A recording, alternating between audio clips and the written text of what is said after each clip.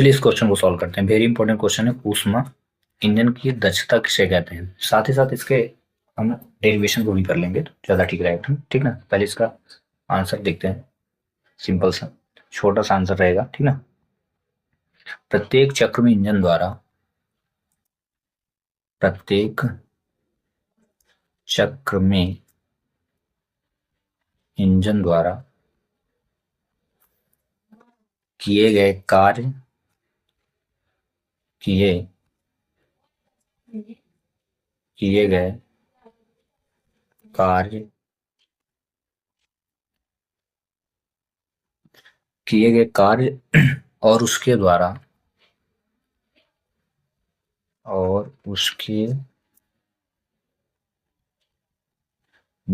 अवशोषित ऊष्मा की मात्रा अवशोषित ऊष्मा की मात्रा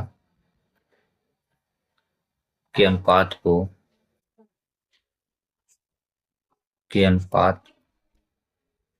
को ऊष्मा इंजन कहते हैं। ऊष्मा इंजन की दक्षता। ठीक है। ऊष्मा इंजन की दक्षता कहते हैं। बस इतनी सी डेफिनेशन। अब इसको हम फार्मूला मान लीजिए इतना आता है। ऊष्मा इंजन की दक्षता किसे कहते हैं तो ये कंप्लीट हुआ 2 अंक। मान लीजिए अगर 3 अंक आ गया तो इसका हम डेरिवेशन सॉल्व करेंगे। ठीक ना। तो आप यहां से लिखिए माना कार्यकारी पदार्थ ऊष्मा स्रोत से कार्यकारी पदार्थ ऊष्मा स्रोत से T1 ताप पर कैपिटल T1 ताप पर Q1 ऊष्मा अवशोषित कर W कार्य कैपिटल W कार्य कर T1 ताप पर सिंक को Q2 ऊष्मा दे तब इंजन की दक्षता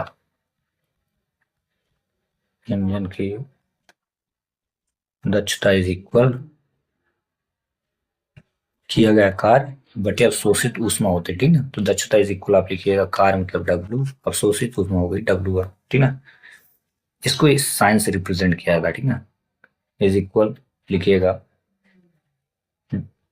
Q1 minus Q2 upon Q1। ठीक है। इसके बाद इस Q1 का डिवाइड करेंगे हम। Q1 upon Q1 minus Q2 upon Q।